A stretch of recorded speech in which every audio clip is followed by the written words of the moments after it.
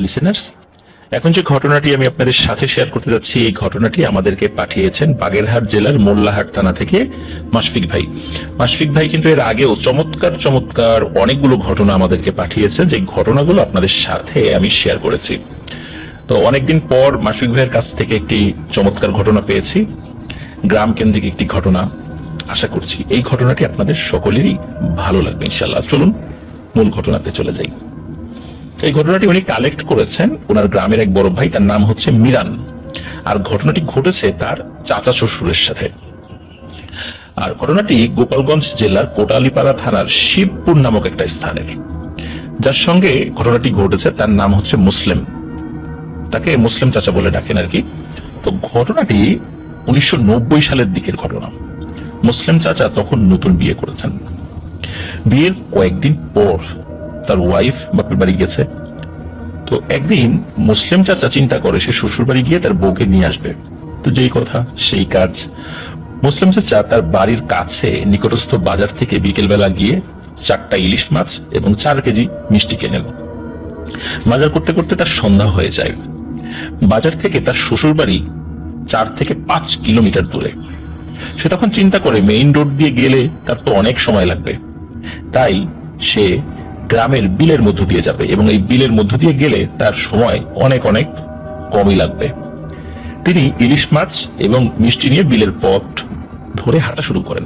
তিনি এই কারণে বিলের পথ ধরে হাঁটা শুরু করেছিলেন, কারণ হচ্ছে যে তখন তো সন্ধ্যা হয়েছে, কেবল মাগরিবের নামাজ হয়ে গেছে, সুতরাং ওই দিক দিয়ে তো যাওয়াই যায়, খুব তো রাত হয়নি, তাই না? আর মাছ এবং মিষ্টি নিয়ে গেলে বিলের মধ্যে বা নির্জন রাস্তা দিয়ে হেঁটে গেলে টুকটাক ভুতুরে সমস্যা হতে পারে, এটা কিন্তু তিনি খুব ভালো করেই জানতেন। তারপর আবার সাথে ইলিশ মাছ, স্বাভাবিকভাবে ভূতের উপদ্রব একটু বেশি হওয়ার কথা। আর উনি গ্রামের মানুষ তো, বেশ সাহসী মানুষ, এসব বিষয়ে উনি পাত্তাই দেন না, কারণ ওই মাছ নিয়ে মিষ্টি নিয়ে যাওয়ার সময় টুকটাক ঘটনা উনি বহু শুনেছেন, যদিও বা ওনার সাথে ঘটেনি। আর তখন তো রাত বেশি হয়ও নি। উনি চিন্তা করেছেন যে খুব বেশি তো সময় লাগবে না যেতে, মেইন রাস্তা দিয়ে গেলে 4-5 কিলোমিটার, কিন্তু বিলের মধ্যে দিয়ে গেলে তো আরো কম, সুতরাং 1 ঘন্টার বেশি সময় লাগার কথা না। আর 1 ঘন্টা গ্রামের মানুষের জন্য হাঁটা কোনো ব্যাপারই না। তো যাই হোক, উনি শুরু করেন হাঁটা।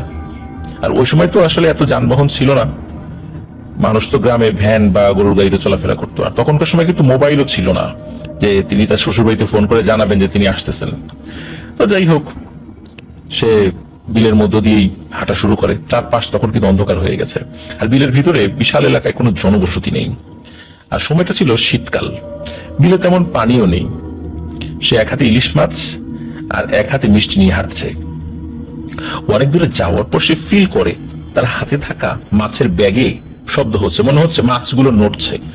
তিনি তো আবার, আরে ইলিশ মাছ আবার নড়ে নাকি? ইলিশ মাছ তো ধরার কিছু সময় পরেই তো মারা যায়, এই ব্যাগের ভিতরে নড়ে কি? উনি তো এমন কোনো জিনিস কেনে নাই যে জিনিসটা নড়াচড়া করবে, মানে জীবন্ত কোনো কিছু তো উনি কেনেন নাই।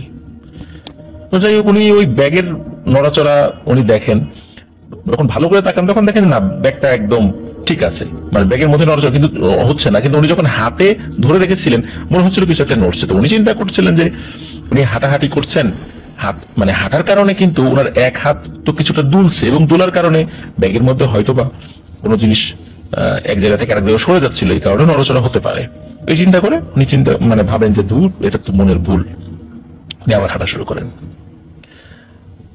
উনি হঠাৎ করে পেছন দিক থেকে খসখস শব্দ শুনতে পান। উনি পেছন দিকে তাকান, ভালো করে আশেপাশে পর্যবেক্ষণ করেন, কিছুই দেখতে পান না। আবার যখন হাঁটা শুরু করেন, হঠাৎ করে একটা আওয়াজ ভেসে আসে। মনে হচ্ছে এই আওয়াজটা তার চতুর্দিক থেকে আসছে, পেছনে না, সামনে না, ডানে না, বায়ে না, উপরেও না, মানে স্পেসিফিক কোনো জায়গা না, কিন্তু প্রত্যেকটা জায়গা থেকে মনে হচ্ছে এই আওয়াজটা ভেসে আসছে। মানে নির্দিষ্ট কোনো জায়গা না, কিন্তু সব দিক থেকে মনে হচ্ছে আসছে, এবং বলছে আমাকে 2টো মাছ দিয়ে যা, আর 2টো নিয়ে যা। তখন মুসলিম চাচা চিন্তা করেন, এই যে শুরু হয়েছে, এতদিন যে ঘটনাগুলো শুনেছি সেটা আমার সাথে শুরু হয়েছে। আর উনি তো আগে থেকেই ভেবেছিলেন যে বিলের মধ্যে হেঁটে যখন যাবো এই ইলিশ মাছ নিয়ে, তখন তো কিছু সমস্যা হইতেই পারে। উনি এই বিষয়টা নিয়ে বিন্দু মাত্র ভাবেন নাই, ভয়ও পান নাই। তখন উনি বলে ওঠেন, হ্যাঁ 2টা মাছ তোমাদেরকে দিয়ে যাই, শ্বশুর বাড়িতে নিয়ে যাব মাছ কিনছি বলে, আর তোমাদেরকে দিব মাছ, এই যা ভাগ এখান থেকে। উনি আবার হাঁটা শুরু করেন, তখন একই রকম ভাবে চতুর্দিক থেকে একটা ভয়েসে আওয়াজ আসছে যে মাছ না দিয়ে তুই কিন্তু কাজটা ভালো করলি না। আর মুসলিম চাচা তো ওইগুলোর কোনো পাত্তাই দিচ্ছেন না, সোজা হাঁটা শুরু করেছেন। বেশ খানিকটা দূর যাওয়ার পরে উনি দেখেন, চাঁদের আলোতে দেখতে পাচ্ছেন আর কি, এক লোক বিলের একটা জায়গায়, ওখানে কিছুটা পানি আছে, ওখানে জাল ফেলছে। মুসলিম চাচা যখন তার কাছ দিয়ে যাচ্ছিলেন, তখন লোকটা বলে ওঠে, মুসলিম, আমি তো জাল ফেলতেছি অনেকক্ষণ ধরে, কিন্তু কোনো মাছ পাচ্ছি না, তুই আমাকে 2টা মাছ দিয়ে যা। মুসলিম চাচা কিন্তু তাকে মানুষই ভেবেছেন। মুসলিম চাচা বলছেন, পিছনে একবার ভূতে চাইলো মাছ, আপনি আবার সামনে মানুষ চাচ্ছেন মাছ, কি হচ্ছে এগুলা? মাছ বাজার থেকে কিনলাম শ্বশুরে নেওয়ার জন্য, আর একবার ভূতে চাই মাছ, একবার মানুষ চাই মাছ, আমি তো কিছু বুঝতে পারতেছি না। ধর, আপনাকে কেন মাছ দিব? এই মাছ আমি শ্বশুর বাড়ি নেব। তখন ওই লোকটা বলে ওঠে, দেখি তুই কেমনে মাছ নিয়ে শ্বশুর বাড়ি যাস।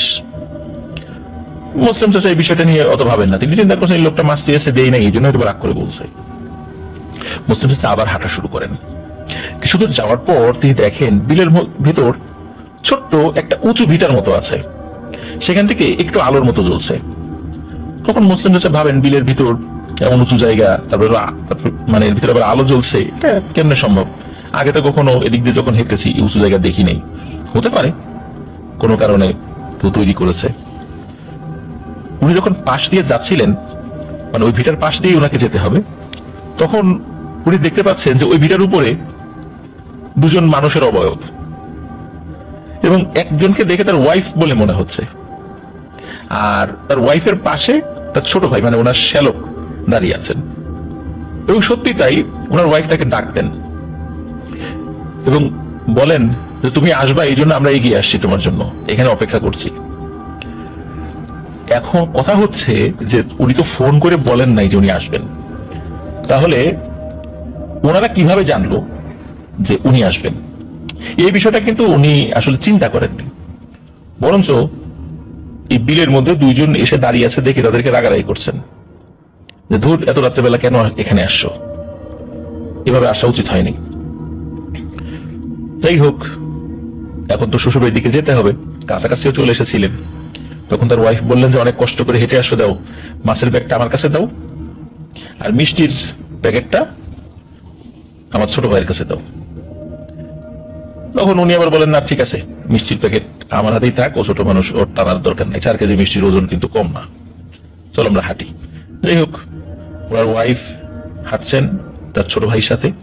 মুসলিম চাচা উনি আবার একটু সামনে, মানে এগিয়ে হাঁটছেন, ওরা 2জন পেছনে।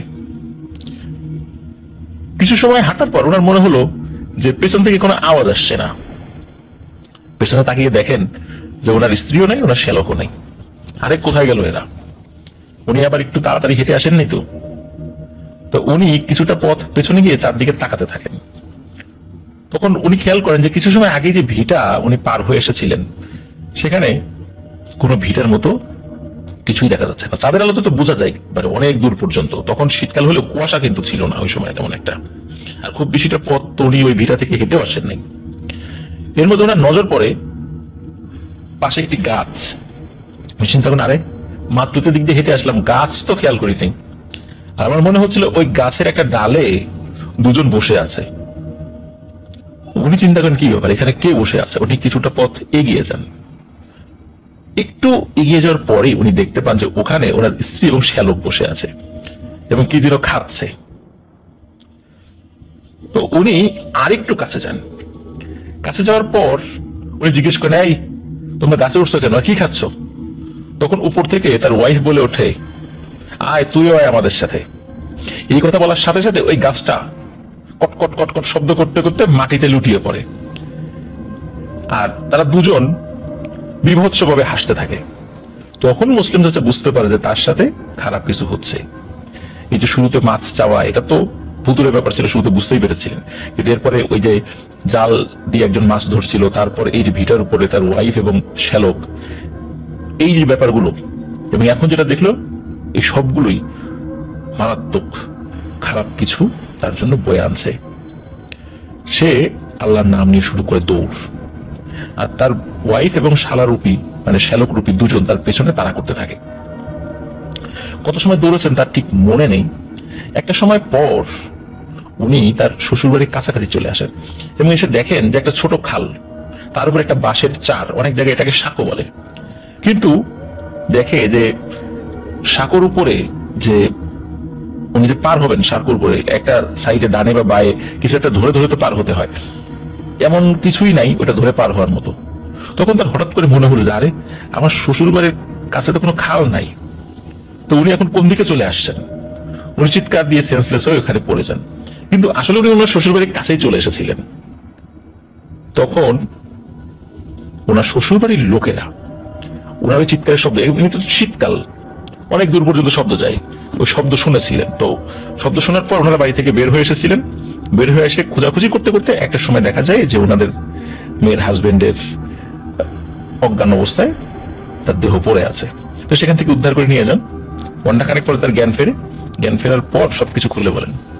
তখন এটা খুলে বলার পর বলে যে আপনার মেয়ে এবং শ্যালক তো আমাকে এগিয়ে নেওয়ার জন্য গেছিল। তখন বলে আরে আমার মেয়ে এত রাত্রিবেলা যাবে কেন, আর আমার ছেলেই বা তার বোনের সাথে এত দূর যাবে কেন এই রাতের বেলা, প্রশ্নই আসে না।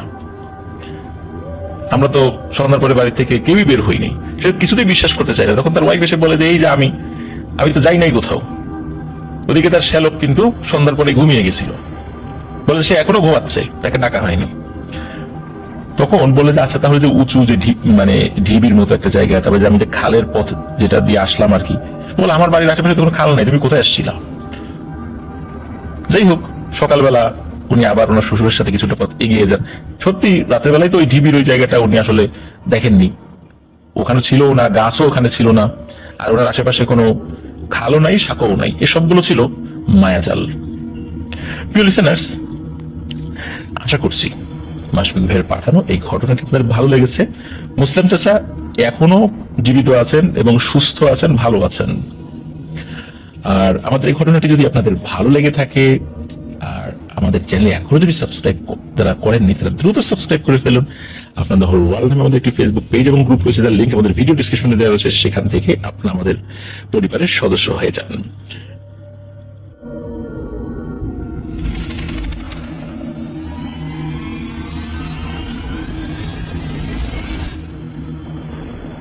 প্রিয় লিসেনার্স, এখন যে ঘটনাটি আমি আপনাদেরকে শোনাতে যাচ্ছি, এই ঘটনাটি আমি আমার নিজের ভাষায় বলছি না, যিনি ঘটনাটি পাঠিয়েছেন তার ভাষায় আপনাদেরকে পড়ে শোনাবো ইনশাল্লাহ।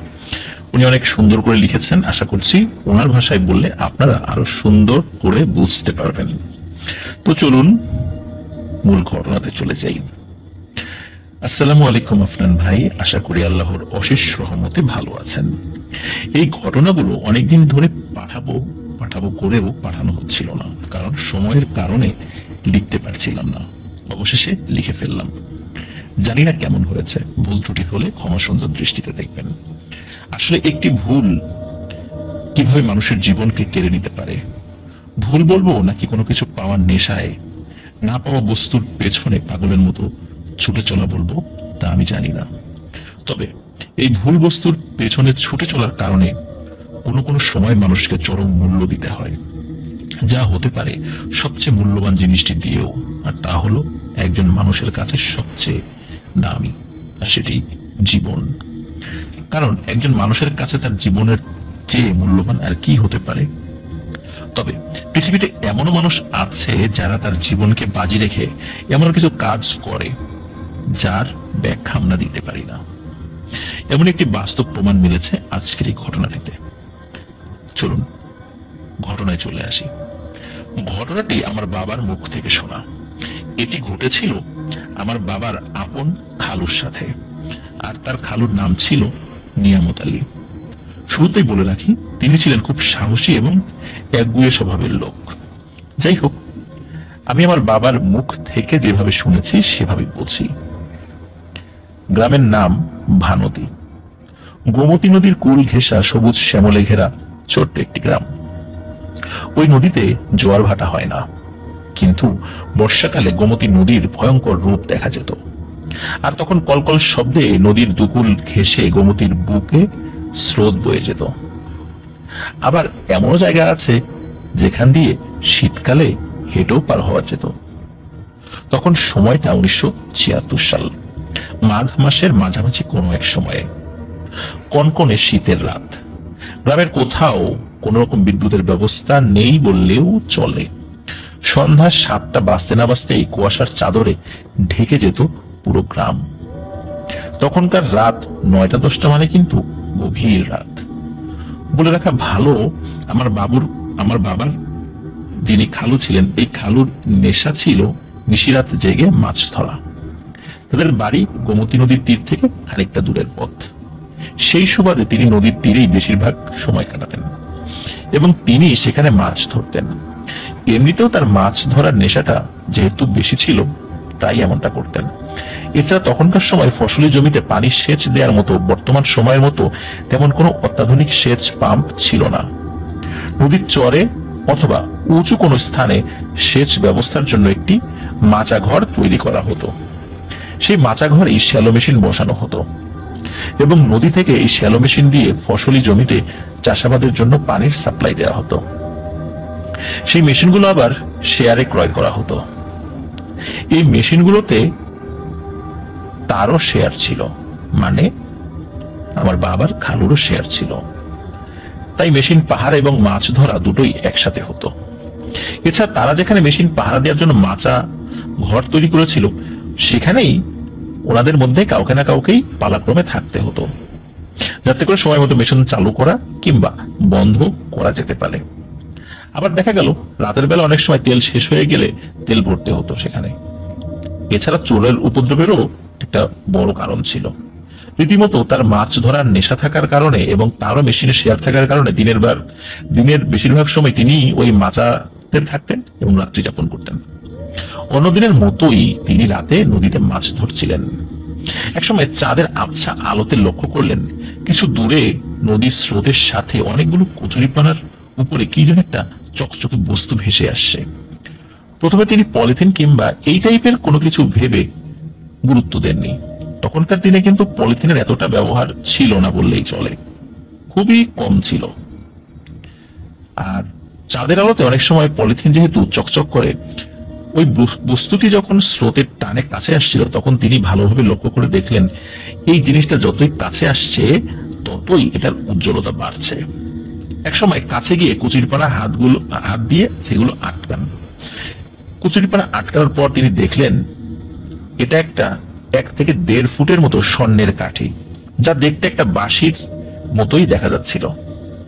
বাঁশের বাঁশির মতোই চিকন ও লম্বা ছিল এটি। চাঁদের আলোয় বস্তুটি এতটাই উজ্জ্বলতা ছড়াচ্ছিল যে তার সমস্ত মুখমণ্ডল আলোকিত হয়ে গিয়েছিল। এই দৃশ্য দেখে তিনি এক প্রকার লোভের বশে এক মুহূর্তের জন্য দেরি না করে এবং কোনো কিছু না ভেবেই সোনার কাঠিটা তার গায়ে থাকা চাদরে মুড়িয়ে সোজা ঘরে চলে আসেন। ওই দিন তিনি আর মেশিন ঘরে যাননি, সেখানে অন্য কাউকে থাকতে বলে দেন। উনি যখন ফেরত আসছিলেন তখন, যেহেতু শীতের রাত, চাদর গায়ে জড়ানো, যাকে তিনি থাকতে বলেছিলেন তিনিও ওই চাদরের মধ্যে কি আছে সেটা মোটেও বুঝতে পারেননি। আর জিনিসটা তো ছোটই ছিল। যাই হোক, এই ঘটনার কথা কাউকে তিনি না বলে তখনকার দিনে মাটির বড় কলসের মতো দেখতে, যেটাকে গ্রামের আঞ্চলিক ভাষায় মটকা বা রাস বলা হয়, সেই মটকার মধ্যে রেখে মটকার মুখ বন্ধ করে তিনি ভোর হওয়ার অপেক্ষায় থাকেন। কিন্তু কখন যে তার চোখ লেগে যায় তিনি টের পাননি। ওই রাতে তার সাথে কোনো ঘটনা ঘটেনি। পরদিন রাতে যখন তিনি ঘুমান তখন একটি স্বপ্ন দেখেন এবং তার ঘুম ভেঙে যায়।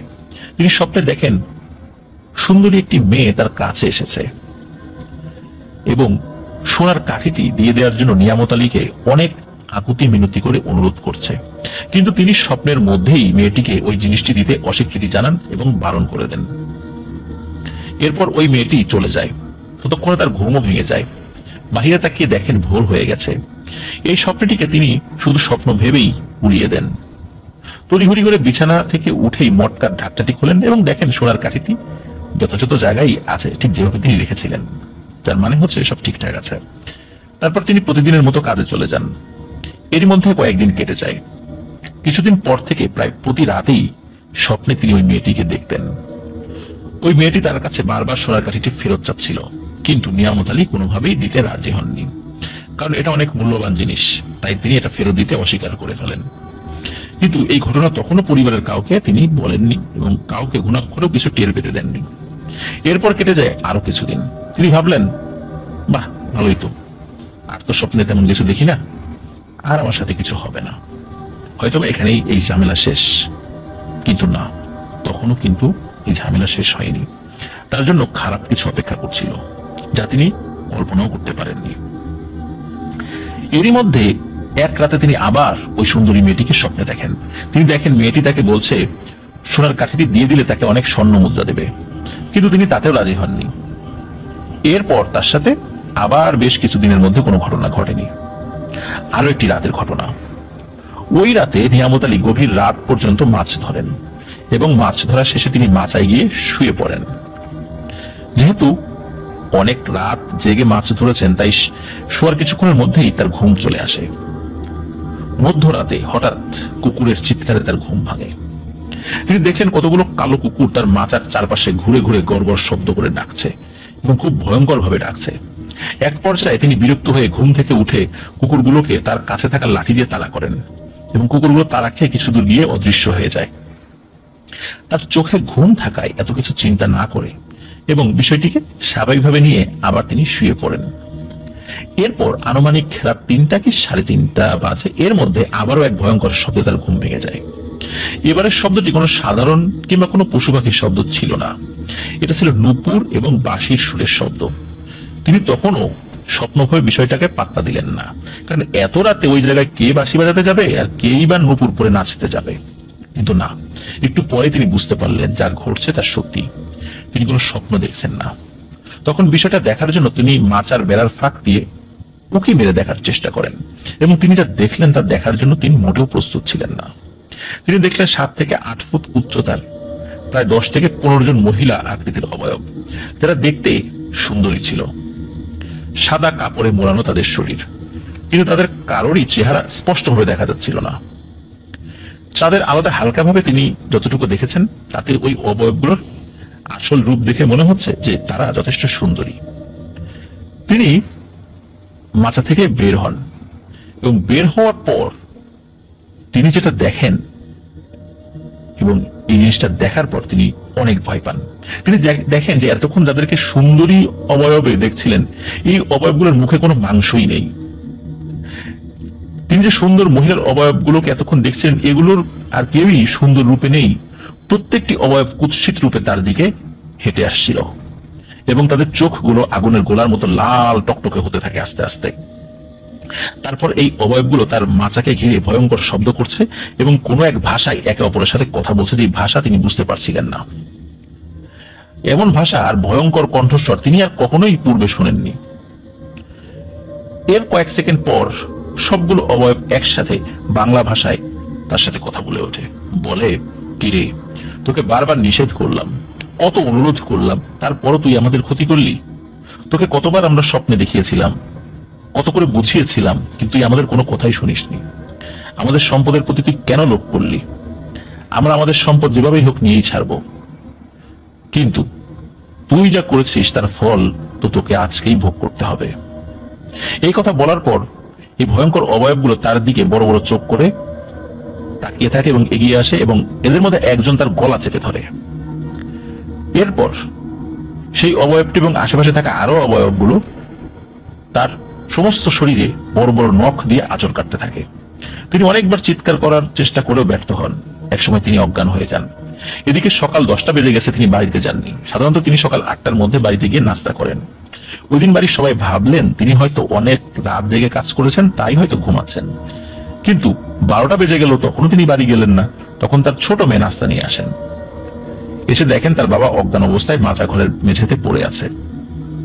তার শরীরের বিভিন্ন অংশ রক্তাক্ত হয়ে আছে। এই দৃশ্য দেখে তখন তার মেয়ে চিৎকার করে এবং লোকজন এসে তাকে বাড়িতে নিয়ে যায়।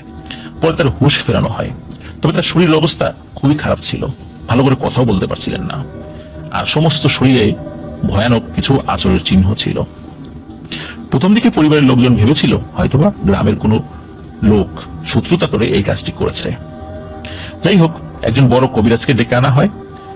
তখন ওই কবিরাজের সামনে তিনি সব ঘটনা খুলে বলেন। তিনি তার কাছে থাকা সোনার কাঠিটির কথাও পরিবারের সবাইকে এবং কবিরাজকে বলেন। তখন সোনার কাঠিটি দেখার জন্য পরিবারের লোকজন ওই মটকাটির কাছে যান। গিয়ে এই ঢাকনাটি খুলে সবাই খুবই অবাক হন।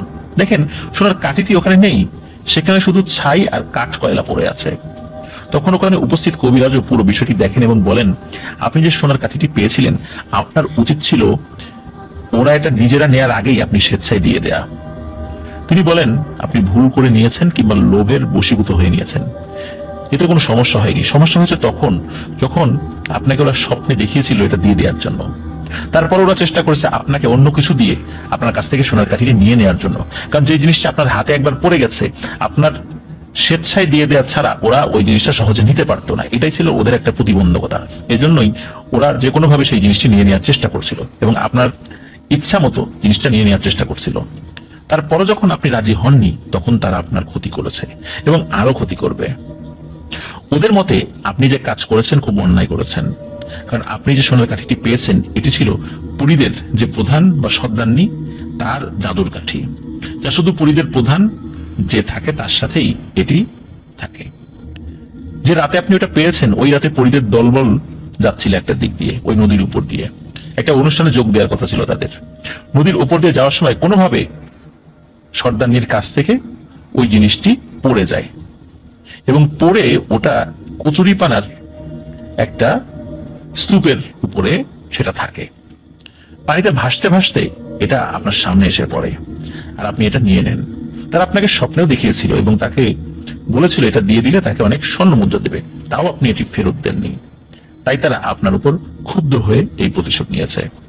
তখন কবিরাজ নিয়ামত আলীর পরিবারের কাছে আরো বলেন, এরা ওনার আরো ক্ষতি করবে, এরা খুবই শক্তিশালী, আমার দ্বারা এদের সাথে লড়াই করা সম্ভব নয়। এরপরেও নিয়ামত আলীকে আরো অনেক কবিরাজ দেখানো হয়েছিল, কিন্তু কোনো লাভ হয়নি। কিছুদিনের মধ্যে তিনি হঠাৎ করেই মারা যান। তিনি কি ভয় পেয়ে মারা যান নাকি অন্য কোনো কারণে মারা যান তা আমাদের কারোরই জানা নেই। তবে এতটুকু সবাই দেখেছিল যে নিয়ামত আলীর মৃত্যুর পর তার চোখ দুটি বড় বড় করে খোলা ছিল, মনে হচ্ছিল মৃত্যুর আগে বিভৎস কিছু তিনি দেখেছিলেন। আফরান ভাই, এটাই ছিল আমার ঘটনা।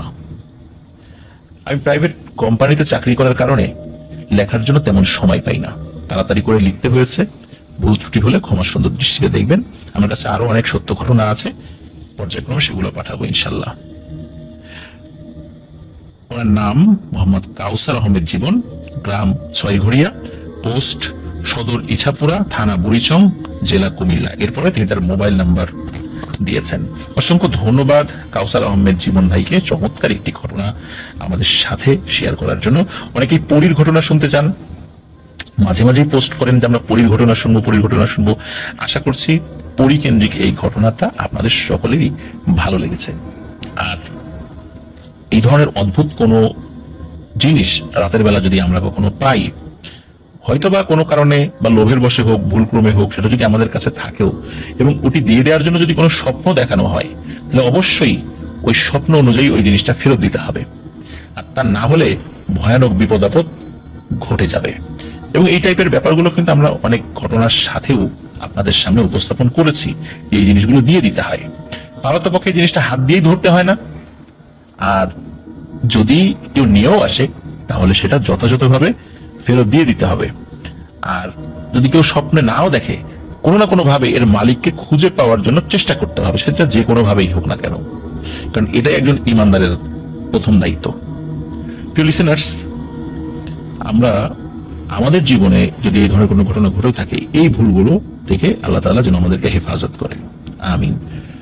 আশা করছি এই ঘটনাটি আপনাদের সকলের ভালো লেগেছে। যারা আমাদের চ্যানেলে এখনো সাবস্ক্রাইব করেননি তারা দ্রুত সাবস্ক্রাইব করে ফেলুন। আর আপনাদের হরর ওয়ার্ল্ড নামে আমাদের একটি ফেসবুক পেজ এবং গ্রুপ রয়েছে, যার লিঙ্ক আমাদের ভিডিও ডেসক্রিপশনে দেওয়া রয়েছে। সেখানে গিয়ে আপনাদের হরর ওয়ার্ল্ড পরিবারের সদস্য হয়ে যান। আপনারা যারা আমাদেরকে ঘটনা পাঠাতে চান তারা আমাদের ইমেল অ্যাড্রেসে লিখে বা রেকর্ড করে উভয়ভাবে ঘটনা পাঠাতে পারবেন। আমাদের ইমেল অ্যাড্রেস হচ্ছে afnandahorrorworld@gmail.com। ইমেল অ্যাড্রেসের স্পেলিং বা বানান বা ইমেল অ্যাড্রেসটি আমাদের ভিডিও ডেসক্রিপশনে দেয়া রয়েছে। সেখানে গিয়ে আপনারা কপি করে পেস্ট করে আমাদেরকে ইমেল করতে পারবেন ইনশাআল্লাহ।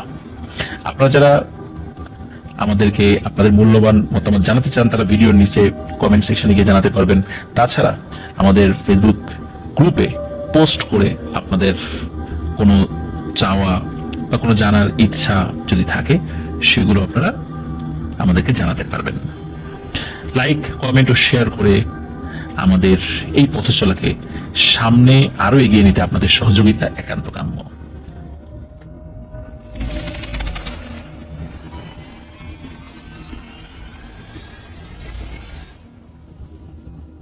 প্রিয় লিসেনার্স, এখন যে ঘটনাটি আমি আপনাদের সাথে শেয়ার করতে যাচ্ছি, এই ঘটনাটি আমাদেরকে পাঠিয়েছেন মোহাম্মদ আবু সাইদ। উনি একজন রেমিটেন্স যোদ্ধা ভাই, থাকেন সৌদি আরবের রিয়াদে। ওনার বাড়ি ময়মনসিংহ জেলার ভালুকা থানার ভরাডোবা ইউনিয়নে। আর উনি যে ঘটনাটি আমাদেরকে পাঠিয়েছেন এটা সৌদি আরবের একটি ঘটনা। 2018 সালে তিনি সৌদি আরবে গিয়েছেন, আর সৌদি আরবের রাজধানী রিয়াদ শহরের 5 নম্বর শাখায় তিনি থাকছেন। উনি বর্তমানে একটি মেসেজ সেন্টারে কর্মরত রয়েছেন। উনি সেই মেসেজ সেন্টারের রিসিপশনারের দায়িত্বে রয়েছেন। আর ঘটনাটি মূলত যার সঙ্গে ঘটে তিনি মরক্কোর একজন নাগরিক, তার নাম হচ্ছে গাজিন মাহমুদ ভাই। ঘটনাটার সময়কাল 2021 সালের মার্চ মাসের দিকে। তিনি সেখানে ডিউটি করছিলেন, আর যেখানে তিনি ডিউটি করতেন সেখান থেকে ওনার থাকার যে স্থান, মানে বাসা 5 থেকে 7 মিনিটের পায়ে হাঁটা পথ।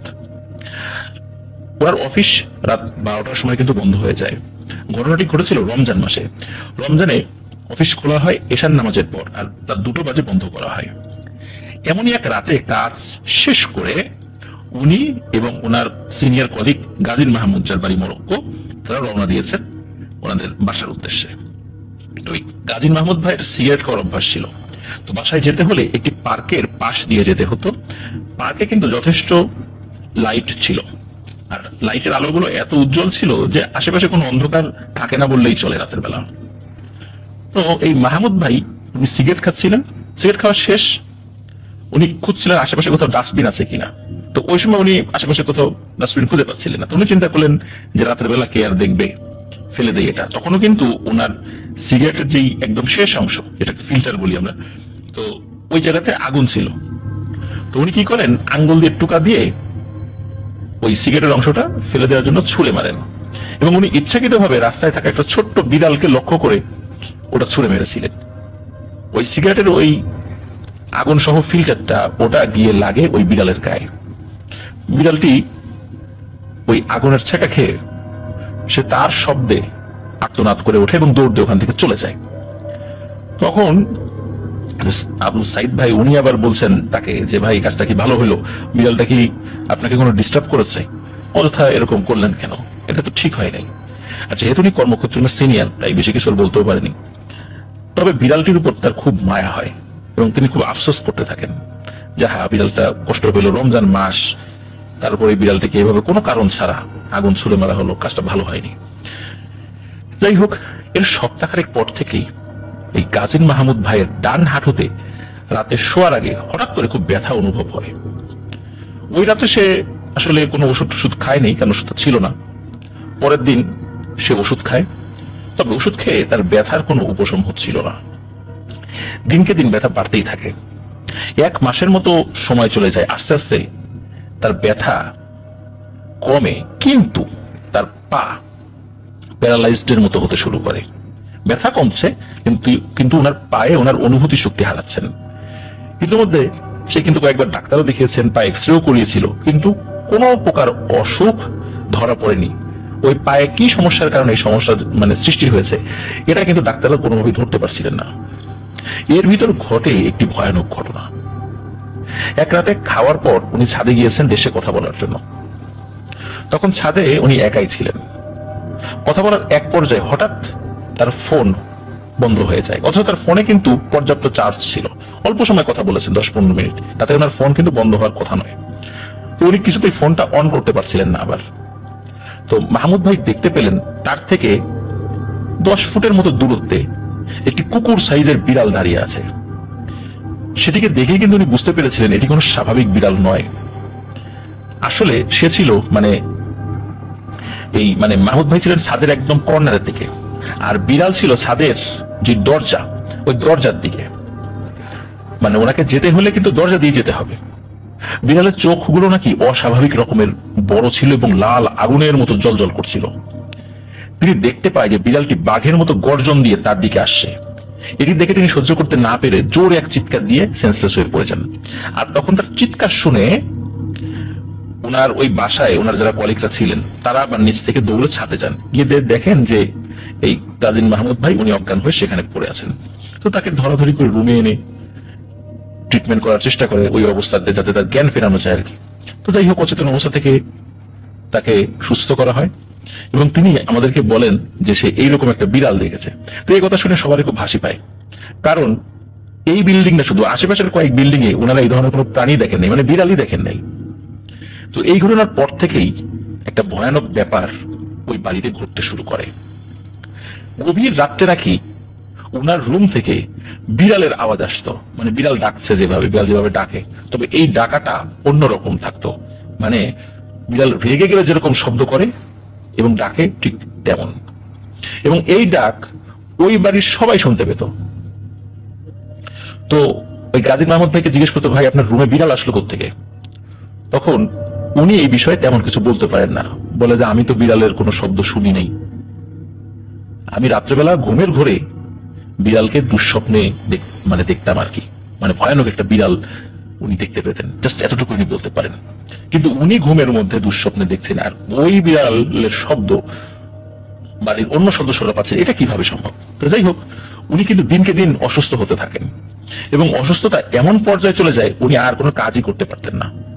একে তো তার এক পা প্যারালাইজডের মতো হয়ে গিয়েছিল, তারপর শরীরের বিভিন্ন অংশে তিনি ব্যথা অনুভব করতে থাকেন এবং তার শরীরের খুব ভয়ানক অবনতি হতে থাকে। তখন তার মালিক তাকে 3 মাসের ছুটি দেন যে তুমি যাও, ট্রিটমেন্ট করো, এলাকায় যাও। তখন 3 মাসের ছুটি নিয়ে তিনি মরক্কো সফরে চলে যান। 3 মাস পর তিনি আসছিলেন না। তার সাথে যোগাযোগ করা হয়। যোগাযোগ করার পর মূলত সবাই আসল ঘটনাটি জানতে পারেন। উনি বাড়িতে গিয়ে একজন ভালো আলেমের শরণাপন্ন হন। সেই আলেম তার সাথে থাকা জিনদের মাধ্যমে তথ্য নিয়ে তাকে জানায়, সে যখন সিগারেট খেয়ে ওই সিগারেটের ফিল্টারটা ছুঁড়ে মেরেছিল বিড়ালের গায়ে, সেটি ছিল মূলত একটি বাচ্চা জিন। আর ওই সময় একটি মা জিন তার বাচ্চাদেরকে নিয়ে ওই পার্কে খেলা করছিল। ওই সিগারেটের আগুন গিয়ে লেগেছিল ওই বাচ্চাটার গায়ে। একে তো রমজান মাস, রমজান মাসে মানুষের আচার আচরণ সবসময় অন্যরকম থাকে, আর সে এরকম সিগারেটের আগুন সহ ফিল্টার ইচ্ছাকৃত ভাবে, অনিচ্ছাকৃত ভাবে দিলে কোনো সমস্যা হতো না, কিন্তু ইচ্ছাকৃত ভাবে ওই বাচ্চা বিড়ালটির গায়ে ছুঁড়ে মেরেছিল। এবং এই কারণেই ওই বিড়ালটির মা যে জিন আর কি, মা জিন, সে প্রতিশোধ নেওয়ার জন্য তার উপর আক্রমণ করেছে।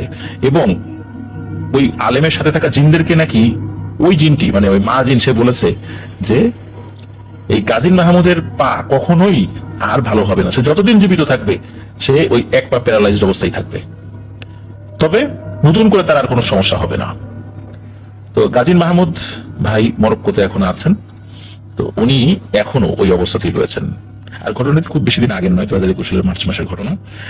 তো প্রিয় লিসেনার্স, আশা করি আপনারা ঘটনাটির মূল বিষয়টা ধরতে পেরেছেন যে কেন এই সমস্যাটা হয়েছে, এবং এটা তো খুব স্পষ্ট যে কি কারণে হয়েছে। আর এই বিষয়ে আমি একটা কথা না বললেই নয়, বেশ কয়েকদিন ধরে ফেসবুক, ইউটিউবে একটি ভিডিও ঘুরপাক খাচ্ছে চারদিকে। সবাই এটা দেখছেন, কেউ দেখে সহ্য করতে পারছেন না, কেউ আবার দেখে অনেক মন্তব্য করছেন। আমি ভিডিওটি দেখেছি। এই ভিডিওতে দেখা যায় একজন ব্যক্তি, তিনি একজন সাইকো, মানে মানসিক রোগী। তো তিনি একটি ব্লেন্ডারের মধ্যে একটি বাচ্চা বিড়ালকে দিয়ে তিনি ব্লেন্ড করছেন। বিড়ালটি প্রচন্ড আর্তনাদ করছে, কিন্তু সেই আর্তনাদ তার কান পর্যন্ত যাচ্ছে না। তিনি ইচ্ছাকৃতভাবে এই কাজটি করছিলেন এবং বিড়ালটিকে তিনি নির্মম ভাবে হত্যা করেন। এটা তো কোনো জিন বিড়াল ছিল না, এটা ছিল স্বাভাবিক একটি বিড়াল।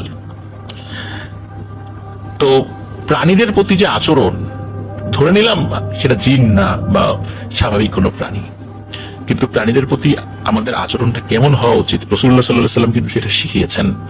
একবার রাসূলুল্লাহ সাল্লাল্লাহু আলাইহি ওয়াসাল্লাম বাইরে যাবেন, তখন দেখতে পেলেন না চাদরের উপরে একটি বিড়াল ঘুমিয়ে আছে। এখন বিড়ালের ঘুম ভেঙে যাবে এই চিন্তা করে উনি চাদরের যেই অংশে বিড়াল ঘুমিয়েছিল না সেই অংশটুকু কেটে নিয়ে চলে যান, কেটে নিয়ে উনি ওনার শরীরে জড়িয়ে চলে যান, কিন্তু তারপর বিড়ালের ঘুম উনি ভাঙাননি। আপনারা যারা সৌদি আরবে আছেন, আপনারা দেখবেন যে মসজিদুল হারামের মধ্যে অনেক বিড়াল ঘুরে বেড়ায়, এবং ওই বিড়ালগুলো যখন মানে যেখানে ঘুমিয়ে থাকে কেউ ওদেরকে উঠিয়ে দেয় না। এমনকি নামাজের সময় ওরা যদি বিভিন্ন জায়গায় বসে থাকে, শুয়ে থাকে, কেউ ওদেরকে সরায় না। এবং সৌদি সরকারের তরফ থেকে ওই বিড়ালগুলোকে খাবার দেওয়ার জন্য আলাদা লোকই রাখা আছে, বিড়ালকে তারা ভালোবাসে এই কারণে, রাসূল সাল্লাল্লাহু আলাইহি ওয়াসাল্লাম বিড়ালকে ভালোবাসতেন। তো আসলে শুধু বিড়াল বলে কোনো কথা নয়, যে কোনো প্রাণীর প্রতি আমাদের কেমন সহমর্মিতা বোধ করা উচিত তা কিন্তু আমাদের নিজেদের ভেতর থেকেই সেটা ফিল করতে হবে, অনুধাবন করতে হবে। এদের অভিশাপ আমরা যেন গায়ে না লাগাই। জিন বলে কোনো কথা নয়, এটা জিনের কারণে হয়তো এটা হয়েছে, তিনি ইচ্ছাকৃতভাবে কাজটি করেছিলেন যার কারণে এটা হয়েছে। কিন্তু জিন ছাড়াও সাধারণ পশুদের উপর যদি আঘাত করি, এরা যদি আল্লাহর কাছে বদদোয়া করে, তাহলে এর থেকে আরো ভয়ানক কিছু হতে পারে। এই জন্য আমি এই টাইপের ঘটনার ক্ষেত্রে প্রত্যেকবারই একই কথা বলি, আপনারা শুনে বিরক্ত হবেন না আশা করি। কারণ এই জিনিসগুলো যদি বারবারও বলা হয়, বারবার বলতে বলতে একটা সময় হয়তো বা কারো কারোর মধ্যে এই ফিলিংসটা আসবে। এই জন্য একই কথা বারবার বলছি। আশা করছি প্রিয় লিসেনার্স, এই ঘটনাটি আপনাদের ভালো লেগেছে। অসংখ্য ধন্যবাদ আবু সাঈদ ভাইকে, অনেক ব্যস্ততার মধ্যে চমৎকার একটি ঘটনা আমাদেরকে লিখে পাঠিয়েছেন। আশা করছি তিনি আরো এমন অনেক ঘটনা আমাদেরকে পাঠাবেন। উনি যেখানে রয়েছেন সেখানকার ঘটনা বা আশেপাশের কোনো ঘটনা বা ওনার জানা দেশের কোনো ঘটনা, সেগুলো পাঠাবেন বলে আশা করছি।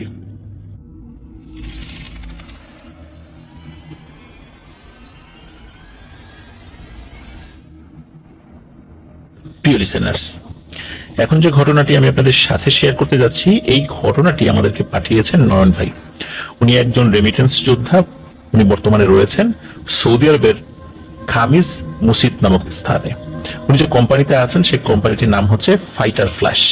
এর আগেও তিনি আমাদেরকে ঘটনা পাঠিয়েছিলেন এবং সেই ঘটনাটি 38 নং এপিসোডে প্রচারিত হয়েছিল। সেখানে তারেক ভাইয়ের একটি ঘটনা প্রচারিত হয়েছিল। আর এবারও উনি তারেক ভাইয়ের দ্বিতীয় ঘটনাটি শেয়ার করেছেন। তারেক ভাইয়ের বাড়ি ঝিনাইদহ জেলার যে গ্রামে, তার ঠিক পাশের গ্রামে তার খালার বাসা, মানে তারেক ভাইয়ের খালার বাসা।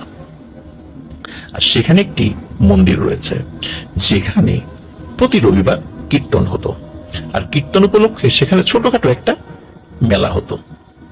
ঘটনাটির সূত্রপাত সেখান থেকেই। সঙ্গত কারণে মন্দির এবং জায়গাটার নাম উল্লেখ করতে উনি বারণ করেছেন এবং বললে সবাই চিনে ফেলবে, এই কারণেই তিনি নাম বলতে নিষেধ করেছেন। তো তারেক ভাই দেশে থাকতে রাজমিস্ত্রির কাজ করতেন, আর প্রতি রবিবার পাশের গ্রামে ওনার খালার বাসায় গিয়ে ওনার খালাতো ভাই সহ সেই মন্দিরে মেলা দেখতে যেতেন। প্রতি রবিবারই উনি এটা করতেন।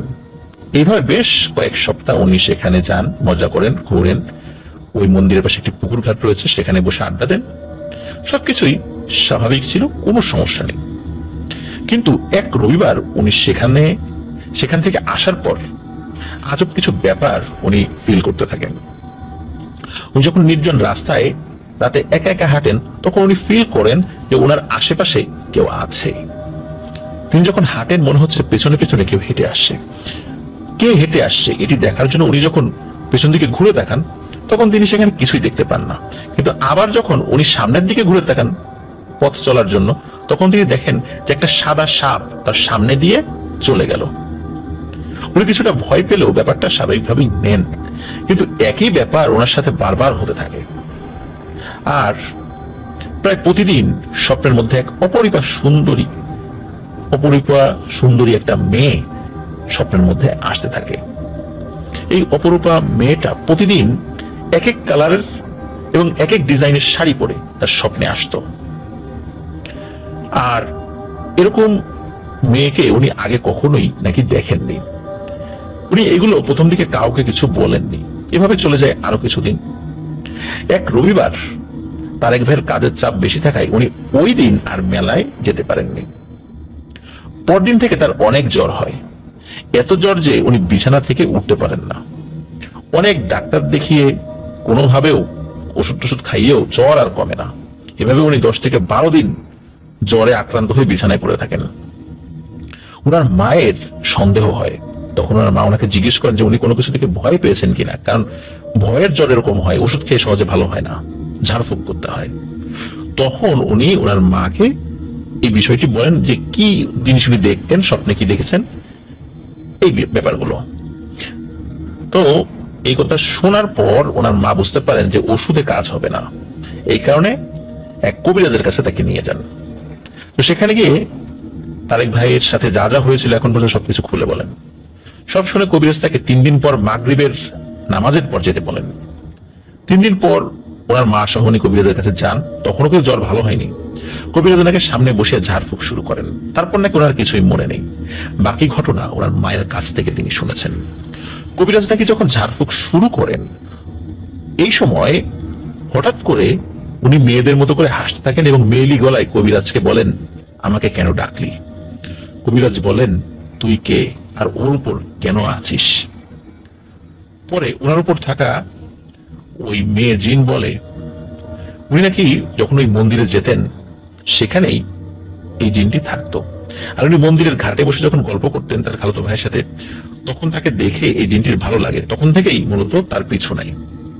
আর উনি যে রাতে একা একা হাঁটার সময় কারো উপস্থিতি বুঝতো, এটা নাকি সেই ছিল। আর সারা সাপ হয়ে তার সামনে দিয়ে চলে যেত। আর স্বপ্নের মধ্যে সে যে অপরূপা মেয়েটাকে দেখতো সেটাও এই ছিল। এই স্বপ্নে এসে তাকে আকৃষ্ট করার চেষ্টা করত। তারেক ভাইকে নাকি তার খুবই ভালো লেগে গেছে, তাই তার কোনো ক্ষতিটা সে করেনি। কিন্তু ঝামেলা হয় একটা জায়গায়। এক রবিবার তারেক ভাই যখন সেখানে যায়, তখন ওই জিনটা নাকি যেখানে বসে বসে কীর্তন শুনছিল, তারেক ভাই তো আসলে দেখতে পাননি, না বুঝেই ভুল করে নাকি ওই জিনটার শাড়ির উপরে পা দিয়ে ফেলেন। আর ওই শাড়িটা নষ্ট হয়ে যায় এবং শাড়ি নষ্ট হওয়ার সাথে সাথে ওই জিনও খুব অসুস্থ হয়ে পড়ে। এই কারণে সে ক্ষিপ্ত হয়ে তার উপর অ্যাটাক করেছে। এই রবিবার যদি নাকি সে মানে তারেক ভাই ওই মন্দিরে যেতেন, তাহলে নাকি তাকে আর ফিরতে দিতেন না, হয় তাকে মেরে ফেলতেন, নাহলে তাকে নিয়েই চলে যেতেন। যেহেতু উনি যাননি, এই কারণে ওই জিনটা আরো রেগে যায় আর তার উপর বদনজর দেয় এবং এই কারণেই তার জ্বর এসেছে। জিনটা বলে যে তাকে নাকি সে নিয়েই যাবে, কিন্তু কবিরাজ জিনটাকে অনেক বোঝায়, কিন্তু জিনটা বুঝতে নারাজ। তো যাই হোক, জিনটা তো শুরুতে যেতে চায় না, অনেক কষ্ট করে তাকে তাড়ানো হয়। কিন্তু ওই জিনটা বলে যায় যে কোনো না কোনো সময় তাকে অবশ্যই সে নিয়ে যাবে। ওই কবিরাজ তাকে একটি তাবিজ দিয়েছিলেন, বলেছিলেন যে এই তাবিজ সাথে থাকলে সে কাছে আসতে পারবে না। তো যাই হোক, এরপরে স্বপ্নে সেটাকে দেখতো, কিন্তু আগে যেভাবে সুন্দর একটা অবয়বে দেখতো, একটা অপরূপা নারীর বেশে দেখতো, এখন কিন্তু তার পুরোটাই উল্টো। খুব রাগী চেহারা এবং ভয়ানক কুৎসিত রূপে তাকে সে দেখতো এবং স্বপ্ন দেখে সে চিৎকার চেঁচামেচি করতো, ঘুম ভেঙে যেত। যাই হোক, উনি সৌদি আরবে গিয়েছেন, মানে তারেক ভাই সৌদি আরবে গিয়েছেন। সৌদি আরবে আসার আগের দিনও নাকি তিনি ওই অবয়বটাকে দেখেছেন, দূর থেকে দেখেছেন। আর ওনার সাথে যে তাবিজটি ছিল, উনি যখন ইমিগ্রেশন পার হচ্ছিলেন তখন ইমিগ্রেশন পুলিশ তাকে চেক করে তাবিজটি খুলে রেখে যেতে বলেন এবং উনি ওই তাবিজটি ওই ইমিগ্রেশন পুলিশের ওইখানেই রেখে সৌদি আরবে চলে যান। তো এটি ছিল ঘটনা। প্রিয় লিসেনার্স, আসলে এই জিনগুলো কখন কোন অবস্থায় যে মানুষকে প্রভাবিত করে ফেলে এটা বলা খুবই মুশকিল। কারণ একটা মানুষ হেঁটে যাচ্ছে, তার শাড়িতে পা পড়বে, তার শাড়ি নষ্ট হয়ে যাওয়ার কারণে সেও অসুস্থ হয়ে যাবে, এই বিষয়গুলো কিন্তু আমরা স্বাভাবিক সেন্সে চিন্তাই করতে পারি না। আমাদের শরীরের জামার কোনো অংশে কারো যদি ঘষা লাগে বা টাচ লাগে, এই কারণে কিন্তু আমরা অসুস্থ হয়ে যাই না। কিন্তু জিন্নের অবস্থা বা তাদের ব্যাপার স্যাপার এগুলো তো আমাদের কাছে অতটা বোধগম্য হয় না, যার কারণে এই বিষয়গুলো আমাদের কাছে খুবই অদ্ভুত লাগে। আর এমন একটি অদ্ভুত ঘটনার প্রেক্ষাপটে ওনার উপর ওই জিনটি ক্ষিপ্ত হয়েছিল। ক্ষিপ্ত হওয়ার পরে তাকে বদনজর দেয়। এখানে বদনজর শব্দটা ইউজ করা হয়েছে। অনেক সময় জিনদের বদনজরের কারণেও মানুষের ক্ষতি হতে পারে, এই ঘটনাটি তার প্রমাণ। আর তাছাড়া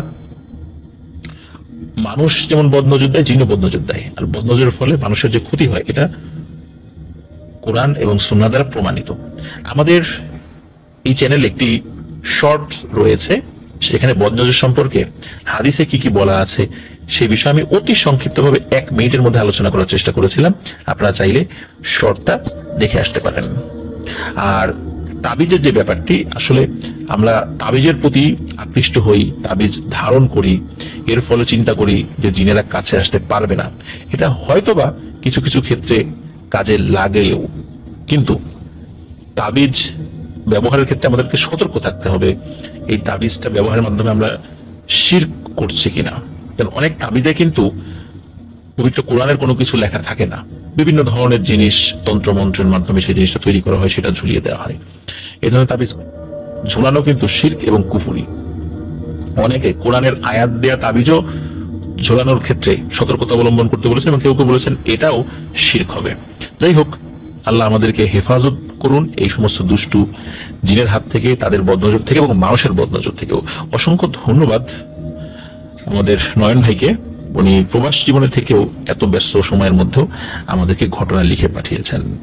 আরেকবারের জন্য দোয়া রইল, উনি যেন আর এই ধরনের সমস্যার মধ্যে না পড়েন, সুস্থ স্বাভাবিকভাবে জীবনযাপন করেন, বিদেশে থেকে উনি ওনার পরিবারের জন্য এবং আমাদের দেশের জন্য যেন উপকার করতে পারেন, সেই কামনায় ওনার ঘটনাটা এখানে শেষ করছি। আশা করছি প্রিয় লিসেনার্স এই ঘটনাটি আপনাদের ভালো লেগেছে।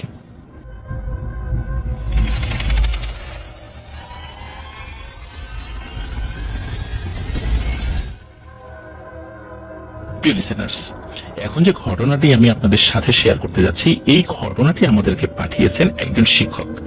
সাধারণত আমরা শিক্ষকদের কাছ থেকে ঘটনা এখন পর্যন্ত কমই পেয়েছি, একদম যে পাইনি তা নয়, আবার ডাক্তারদের কাছ থেকে ঘটনা পেয়েছি, যারা ড্রাইভিং প্রফেশনে আর রয়েছেন, বিশেষ করে অ্যাম্বুলেন্স চালক, তারপর ট্রাক ড্রাইভার, এনাদের কাছ থেকে ঘটনা পেয়েছি। তো শিক্ষকদের কাছ থেকে ঘটনা কম পেয়েছি। আর এবারের ঘটনাটি আমাদেরকে পাঠিয়েছেন মোহাম্মদ মইনুল ইসলাম ইমন। তিনি উত্তরার একটি বেসরকারি কলেজে ইংরেজি বিভাগের প্রভাষক হিসাবে কর্মরত রয়েছেন, ওনার বাড়ি খুলনাতে। আর যে ঘটনাটি আমাদেরকে পাঠিয়েছেন, এই ঘটনাটির সময়কাল 1970-এর দশকের। আর ঘটনাটি ঘটেছিল খুলনা ভৈরব নদীর নিকটবর্তী গ্রামের নাম হচ্ছে শোলপুর বা দেয়ারা। এই দুটো গ্রামের মধ্যে কোনো একটা জায়গায় এই ঘটনাটি ঘটেছিল বলে উল্লেখ করেছে। যেহেতু অনেক আগের তো ঘটনাটা, এই জন্য স্পেসিফিক ভাবে বলাটা খুব মুশকিল। তবে ঘটনাটি সত্য একটি ঘটনা, ওই এলাকার অনেক মুরব্বী এই ঘটনা সম্পর্কে অবগত রয়েছেন। তো চলুন কথা না বাড়িয়ে মূল ঘটনাতে চলে যাচ্ছি। ওই গ্রামের একটা বাড়িতে বিয়ের অনুষ্ঠানের আয়োজন করা হয়। বিয়ের অনুষ্ঠান বলতে ওই বাড়ির যিনি ছেলে, তাকে পার্শ্ববর্তী একটি গ্রামে বিয়ে ঠিক হয় এবং সেখানে গিয়ে নির্দিষ্ট দিনে তিনি বিয়ে করেন। আর গ্রামের ব্যাপার তো, আর বিয়ের ব্যাপার তো, প্রথমত গ্রাম এই কারণে বলছি যে যোগাযোগ ব্যবস্থা অতটা ভালো ছিল না। আর বিয়ের ব্যাপার তো টাইম অনুযায়ী সবকিছু কিন্তু হয় না, একদম স্পেসিফিক ভাবে যে দুটোর সময় বিয়ে হবে, দুইটাই হইতে হবে, এমনটা কিন্তু হয় না, দেরি হয়ে যায়। আবার বিয়ের পরে বিদায় নিতে নিতেও কিন্তু একটু সময় লেগে যায়।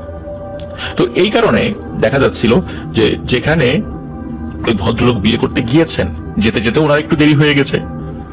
আর বিয়ের আনুষ্ঠানিকতা সেরে কনে পক্ষের বাড়ি থেকে ফিরতে একটু দেরি হয়ে যায়। তখন তো এভাবে প্রাইভেট কার বা এরকম উন্নত কোনো যানবাহনে আসা যাওয়া করা যেত না। ওই সময় পালকি ছিল গ্রামগঞ্জের বিয়ের ক্ষেত্রে একমাত্র বাহন। তো জামাই হেঁটে হেঁটে আসছিল, আর যিনি স্ত্রী উনি পালকির মধ্যে ছিলেন।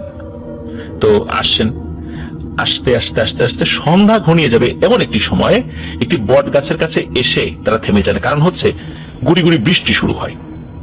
বৃষ্টির কারণে আগানোটা কঠিন ছিল, কারণ সবার কাছে ছাতা ছিল না। আর বোঝা যাচ্ছিল বৃষ্টিটা বেশিক্ষণ চলবে না, মানে বৃষ্টির ভাব দেখেই বোঝা যাচ্ছিল যে বৃষ্টি থেমে যাবে। এই অনুমান থেকেই ওই বট গাছের নিচে ওই বরপক্ষ এবং কনেপক্ষের যারা যারা এসেছিলেন তারা সবাই ওখানে অপেক্ষা করছিলেন। কিছু সময়ের মধ্যে বৃষ্টি থেমেও যায়, আবার তারা যথারীতি ওইখান থেকে চলে যান। বাড়িতে যাওয়ার পরপরই হঠাৎ করে যিনি বর আর কি, তিনি বলছিলেন তার পরিবারের লোকদেরকে যে আমার শরীরটা যেন কেমন কেমন করছে, অসুস্থতা অনুভূত হচ্ছে। এবং দেখা যায় যে ওনার শরীরে হাত দিয়ে ওনার শরীরে জ্বর এসেছে। এখন সবাই চিন্তা করেছে যে বিয়ের আয়োজন করতে তাকেও তো দৌড়াদৌড়ি করতে হয়েছে, সারাদিন পরিশ্রম করতে হয়েছে, আবার এতটা পথ হেঁটে এসেছে, যার কারণে হয়তোবা তার মধ্যে এই অসুস্থতাটা চলে আসতেই পারে বা জ্বর আসতেই পারে, এটা কোনো ব্যাপার না। তখন তাকে বিশ্রাম নিতে বলা হয়। তো উনি শুয়ে পড়েন। দেখা গেল মধ্যরাত্রে ওনার শরীরে প্রচন্ড জ্বর, মানে অস্বাভাবিক রকমের মানে জ্বর এসে। আর গ্রামে জ্বর আসলে যেটা করতো সেটা হচ্ছে মাথার নিচে একটা পলিথিন জাতীয় কিছু বা কলাপাতা জাতীয় কিছু দিয়ে মাথার উপর পানি ঢালা হতো। এরকম চিকিৎসা ওনার চলছিল। তো ওই রাত্রে ওইভাবে পানি দেওয়া হয়, কিন্তু সকালে দেখা গেল যে জ্বরের কোনো উন্নতি হলো না।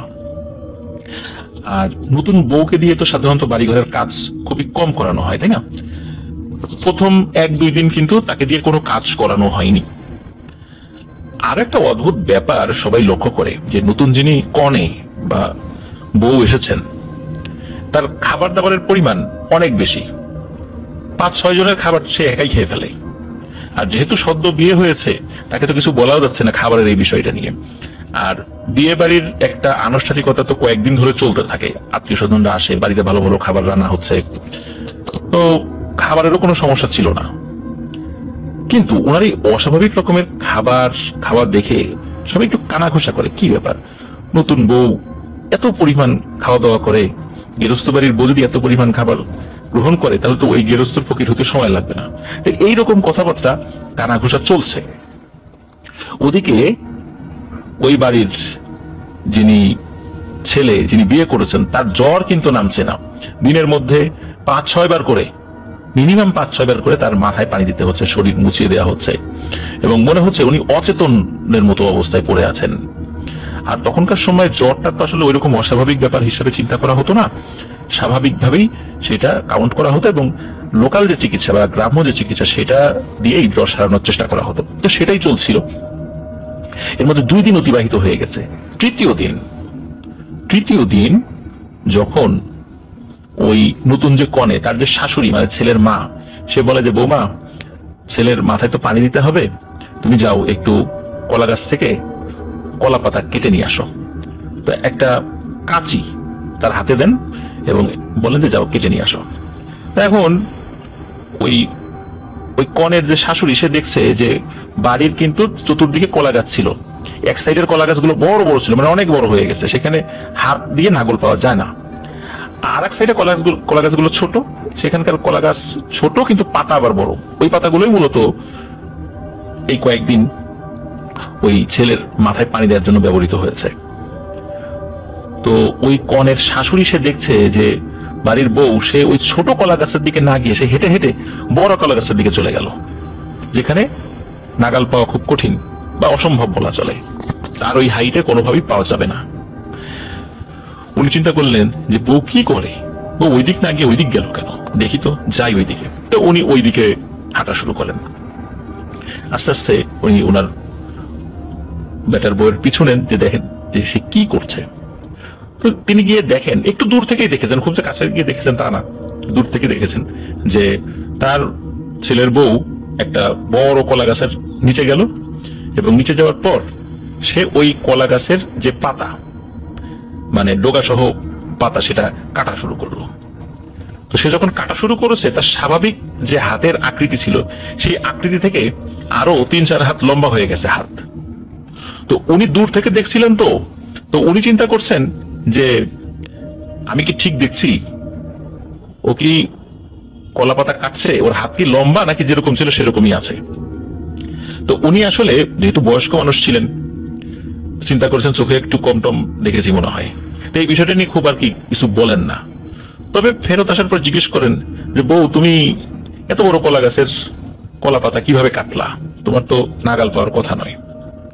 তখন ওনার বেটার বউ বলেন যে আমি একটা উঁচু জায়গায় দাঁড়িয়ে কলা পাতা কেটেছি। উনি বলেন ওখানে উঁচু জায়গা কোথায়, ওখানে তো উঁচু জায়গা নাই। তখন সে উত্তর দেয় যে আমি চেষ্টা করে কেটেছি। সে আর কোনো কিছু মানে বলতে চায় না, এভাবেই এড়িয়ে যায় বিষয়টা। আর ওনার শাশুড়িও বিষয়টা এড়িয়ে যায়, যে এই বিষয়টা নিয়ে খুব বিষয়ের কথা বলার দরকার নাই, কারণ বিষয়টা অদ্ভুত, আর আমি নিজের চোখে দেখলেও সেটা দৃষ্টি বিভ্রম হতে পারে। এই জন্য সে এই বিষয়টা নিয়ে আসলে বেশি একটা কথা বলে না। এদিকে দুপুরবেলা যখন গোসলের সময় হয়, বাড়ির কাছে পুকুর ছিল, তো নতুন বউ ওইখানে পুকুরে গোসল করতে গেছে। এবং পুকুরে গোসল করতে গেলে কি হতো, সাধারণত গ্রামের আমরা দেখতে পারি যে ওই একটা কলস নিয়ে যেত, পুকুরের পানি নিয়ে আসতো। তো অন্যান্য মহিলা যারা ওই পুকুরে গোসল করতে যেতেন, তারা গোসল করার পরে তাদের কোমরে কলসটা নিয়ে তারপর বাড়িতে ফিরতেন, কারণ পানি ভর্তি কলসের ওজন তো অনেক। কিন্তু ওই বাড়ির যিনি বউ, মানে যেই বাড়িতে বিয়ে হয়েছে নতুন, তো তার শাশুড়ি খেয়াল করছেন, মানে ওই বউয়ের শাশুড়ি খেয়াল করছেন যে তার বেটার বউ সে ঠিকই কলস নিয়ে আসছে, কিন্তু কোমরে করে না, সে হাতের একটা আঙ্গুলের সাথে বাঁধিয়ে ওই ভরা কলস নিয়ে আসছে। একটা আঙ্গুলের সাথে মানে লাগিয়ে একটি ভরা কলস আনা, এটা কি চারটিখানি কথা? এটা কি কোনো মানুষের পক্ষে সম্ভব? আর গ্রামে কিন্তু মেয়েদের ওই সময় অল্প বয়সে বিয়ে হয়ে যেত। তার বয়স ছিল 13 কি 14 বছর সর্বোচ্চ, এরকম। তো 13-14 বছর বয়সের একটা কিশোরী, সে একটা খালি কলসই তো ধরতে গেলে শরীরে এক অংশ কাত হয়ে যাওয়ার কথা, সেখানে একটা ভরা কলস কিভাবে এক আঙ্গুলের সাথে বাঁধিয়ে নিয়ে আসবে? এই বিষয়টা অস্বাভাবিক ছিল। এতদিন পর্যন্ত বা এই কয়েকদিন পর্যন্ত এই বিষয়গুলো নিয়ে কিন্তু ওই পরিবারের যিনি কর্তা, মানে যে ছেলের বিয়ে হয়েছে তার বাবা, মানে ওই মেয়ের শ্বশুর, তাকে কিন্তু কিছুই বলেননি। এরপরে ওই মেয়ের শ্বশুরের কাছে তার শাশুড়ি সব কথা বলেন যে এই ঘটনা এরকম এরকম ঘটছে, তার খাওয়া বেশি, তাকে কলা পাতা আনতে দিলাম এই ঘটনা, আবার পুকুরের থেকে সেই কলসি ভরে পানি নিয়ে এসে এক আঙ্গুলে ঘটনা, কি সবকিছু তো অস্বাভাবিক বলে মনে হচ্ছে।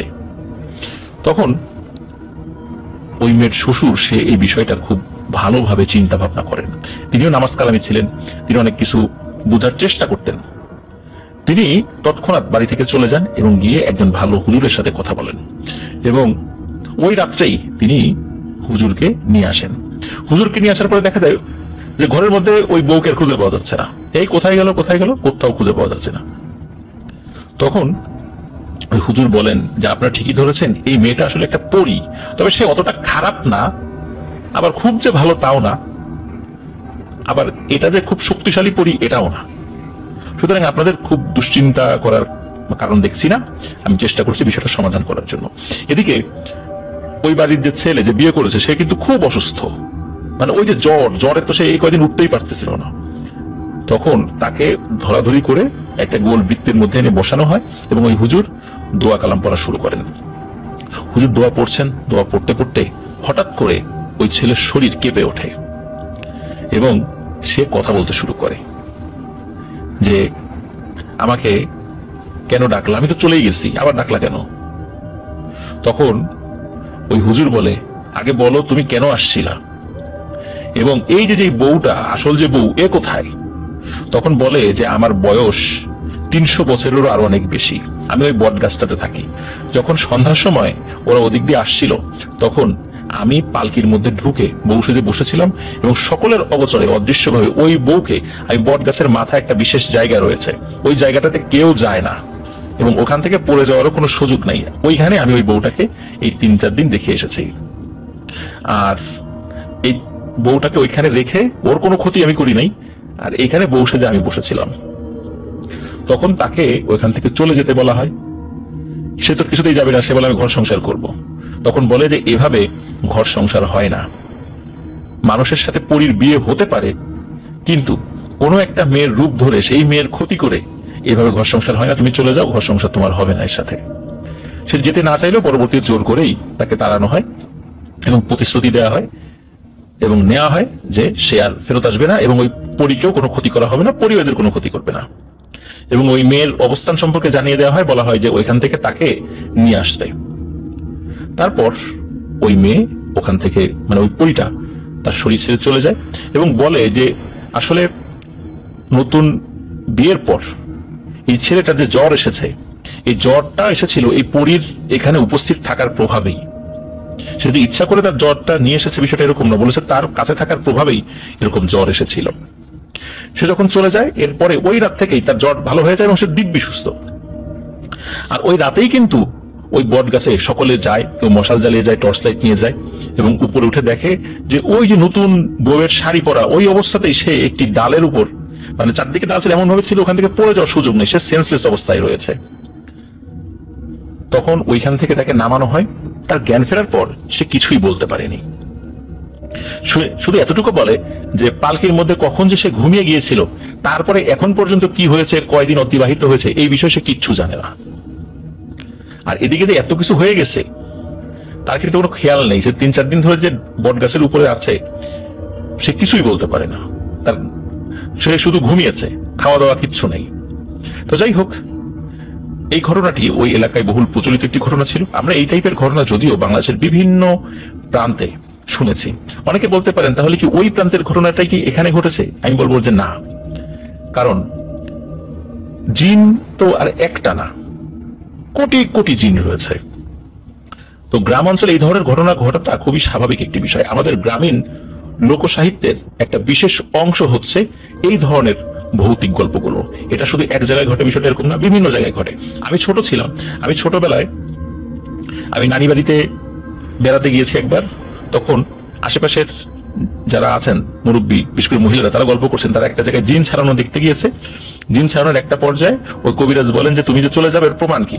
তখন একটি ভরা পানির কলস দাঁত দিয়ে কামড়ে এক জায়গা থেকে আরেক জায়গায় নিয়ে যায় এবং যাওয়ার সময় একটি গাছের ডাল ভেঙে দিয়ে যায় প্রমাণ হিসাবে।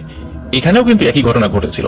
এই যে কমন যে ব্যাপারগুলো, এগুলো কিন্তু ভূত তাড়ানোর ক্ষেত্রে একদম ফিনিশিং পর্যায়ের একটা সাধারণ একটি ঘটনা।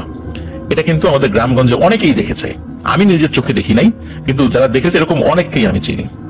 তো প্রিয় লিসেনার্স, এই ধরনের ঘটনা অনেক জায়গায় ঘটে, তবে এগুলো সত্য ঘটনা, এতটুকু আমি বলতে পারি। তো অসংখ্য ধন্যবাদ মোহাম্মদ মঈনুল ইসলাম ইমন ভাইকে চমৎকার একটি ঘটনা আমাদেরকে পাঠানোর জন্য। তিনি বলেছেন তার কাছে আরো ঘটনা আছে, পর্যায়ক্রমে তিনি সেই ঘটনাগুলো আমাদেরকে ইনশাআল্লাহ পাঠাবেন। আমরা অপেক্ষায় রইলাম, গ্রামের অনেক সুন্দর সুন্দর ঘটনা তিনি আমাদেরকে উপহার দেবেন ইনশাআল্লাহ।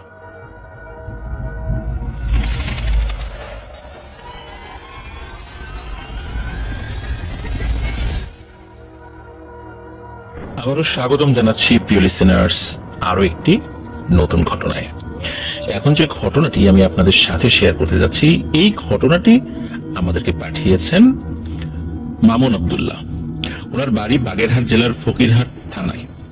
উনি ওনার গ্রামের নাম স্পেসিফিক ভাবে উল্লেখ করেছেন, কিন্তু সঙ্গত কারণে ওনার স্পেসিফিক ঠিকানাটা গোপন রাখতে বলেছেন। আর ওনার গ্রামের নামটি গোপন রেখেই আমরা ঘটনাটি শুরু করতে যাচ্ছি। ঘটনাটি শুরু হয়েছিল অনেক আগে। ওনার নানার হাত ধরে ঘটনাটির সূত্রপাত হয়েছিল। উনি পূর্ব পাকিস্তানের একজন সেনা সদস্য ছিলেন। কাহিনীটি সেই সময়ই সূত্রপাত হয়েছিল।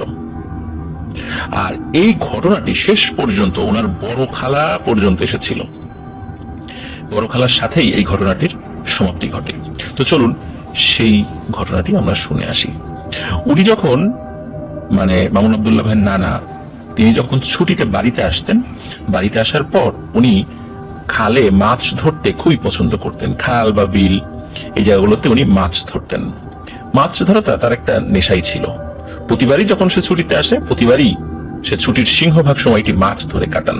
যেহেতু আর্মিতে চাকরি করতেন, সেখানে ওই ক্যান্টনমেন্ট বা অন্যান্য জায়গায় তো আসলে মাছ ধরার কোনো সুযোগ থাকে না। তো ওনার এই নেশাটা বাড়িতে আসার পরে সেটা মেটানোর চেষ্টা করেন। তো স্থানীয় একটা খাল ছিল, ওই খালটাকে বলা হতো অফার খাল। তো ওই অফার খালে উনি সিংহভাগ সময় মাছ ধরতে যেতেন, আর অন্যান্য জায়গায় যেতেন। তো ওই খালটাতে উনি মাছ বেশি ধরতেন আর কি। তো উনি মাছ ধরার প্রস্তুতি নিয়ে উনি যাচ্ছিলেন মাছ ধরতে। উনি ছুটিতে এসেছিলেন এবং গতানুগতিক অভ্যাসের কারণে মাছ ধরতে যাচ্ছিলেন। আর মাছ ধরার যে প্রস্তুতি বলতে যেটা আমরা বুঝি সেটা হলো যে উনি একটা কোচ নিয়ে এবং প্রায় 2-3 হাত লম্বা একটা দা নিয়ে এবং হাতে একটা ব্যাগ নিয়ে বের হয়েছিলেন। কোচ দিয়ে বা টেটা দিয়ে হলো মাছ ধরতেন। আর দাটা এই কারণে রাখতেন, রাতের বেলা অনেক সময় অনেক জন্তু জানোয়ার সামনে চলে আসে, তারপর চোর ডাকাতের একটা ভয় থাকে। এই জন্য নিজের নিরাপত্তা এবং বিভিন্ন কারণে দাটা সাথে নিয়ে বের হতেন। আর বাজার করে ব্যাগটা নিয়েছিলেন ওর ভিতরে মাছ রাখার জন্য। তো মাগরিবের আজানের পর মামুন আব্দুল্লাহ ভাইয়ের নানা বাসা থেকে বের হয়ে খালের দিকে রওনা দেন এবং খালেদ তিনি গিয়ে আপন মনে মাছ ধরতেছেন আর কি। এবং আল্লাহর রহমতে তিনি দেখছেন ভালোই মাছ পাচ্ছেন ওই দিন।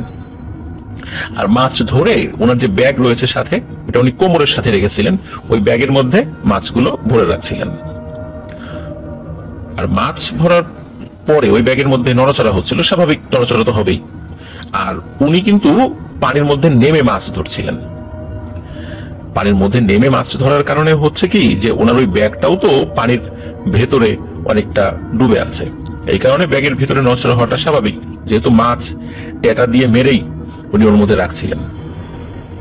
ওনার হাতে কিন্তু একটা টর্চ লাইটও ছিল, দাটাও কোমরে ছিল। হাতে একটা টর্চ লাইট দিয়ে ওই মাছের অবস্থানটাকে শনাক্ত করতেন, তারপর টেটা দিয়ে আঘাত করতেন। তো যাই হোক, উনি অনেক মাছ ধরছিলেন, কিন্তু ওনার মনে হচ্ছিল যে ওনার যে ব্যাগটা, মাছের যে ব্যাগটা, এই ব্যাগটা যতটুকু ভারী হওয়ার কথা ছিল ততটুকু ভারী না। উনি মাঝে মাঝে কি করছিলেন, ব্যাগের মধ্যে তাকিয়ে টর্চ লাইট মেরে দেখছিলেন যে মাছগুলো ঠিকঠাক আছে কিনা। অদ্ভুত ব্যাপার হলো, উনি যখনই ব্যাগের মধ্যে টর্চ লাইট মারেন তখন দেখে যে ব্যাগের ভিতরে মাছগুলো সব ঠিকঠাক আছে। আর একটা অদ্ভুত ব্যাপার হলো, ওনার কাছে মনে হচ্ছিল উনি যে পরিমাণ মাছ ধরেছেন তার থেকেও বেশি মাছ ওর মধ্যে রয়েছে। তো ওনার কাছে আসলে তেমন কোনো কিছু খটকা লাগছিল না শুরুর দিকে। তো একটা পর্যায়ে উনি মনে করলেন, যাক অনেকগুলো মাছ তো ধরেছি, এবার বাড়ির দিকে চলে যাই। তো উনি পানির থেকে উঠে আবার বাড়ির দিকে যাওয়া শুরু করেন। কিন্তু যখনই পানি থেকে উঠেছেন তখন ওনার কাছে মনে হচ্ছিল ওনার ব্যাগে মাছের পরিমাণ খুবই কম।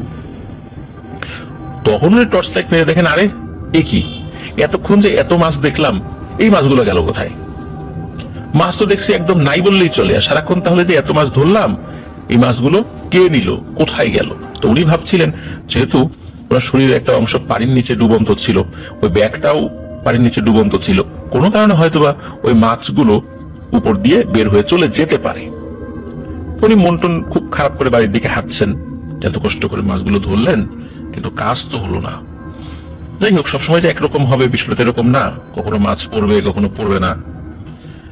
উনি নিজের মতো করে হেঁটে যাচ্ছে, হঠাৎ করে ওনার মনে হচ্ছে পেছনে কেউ হেঁটে আসছে। তো উনি পেছন দিকে তাকিয়ে দেখেন কালো রঙের একটা কুকুর তার পিছু পিছু হেঁটে আসছে। তো উনি ভেবেছেন হয়তোবা ওনার ব্যাগে মাছ থাকার কারণে বা আষ্টে গন্ধ থাকার কারণে ওই কুকুরটা তার পিছু নিয়েছে। আর উনি জানতেন যে রাতের বেলা মাছ নিয়ে যাওয়ার সময় এরকম কুকুর বিড়াল সাথে আসে, এটা ভৌতিক কোনো ব্যাপার, বিষয়টা এরকম না, এমনিতেও আসে। তো উনি ব্যাপারটা একদম স্বাভাবিকভাবে নিয়েছেন। তো উনিও হাঁটছেন, ওর পিছন পিছন কুকুরটিও হাঁটছে। একটা পর্যায়ে দেখা গেল ওই কুকুরটি একটু দৌড় দিয়ে ওনার সামনে দিয়ে অদৃশ্য হয়ে গেল, মানে অন্ধকারের মধ্যে মিলিয়ে গেল আর কি। তো উনি বিষয়টা একদমই স্বাভাবিকভাবে নিয়েছেন, উনি ওনার মতো করে হেঁটে বাড়ির দিকে যাচ্ছেন। কিছু সময় পর হঠাৎ করে মনে হলো আবার পেছনে কেউ হাঁটার শব্দ হচ্ছে। উনি পেছন দিকে তাকিয়ে দেখেন যে ওই কুকুরটা আবার তার পেছনে হেঁটে আসছে। উনি ভাবলেন যে কি ব্যাপার, এই কুকুরটা না একটু আগে আমার সামনে দিয়ে দৌড়ে চলে গেল, আবার পেছন পেছন হেঁটে আসছে কেন? তো উনি ভাবলেন হয়তো কোনো ঝোপের মধ্যে রাস্তার পাশে লুকিয়ে ছিল, আবার আমার পিছু নিয়েছে। তো উনি কুকুরটাকে আসলে কিছু বলছেন না।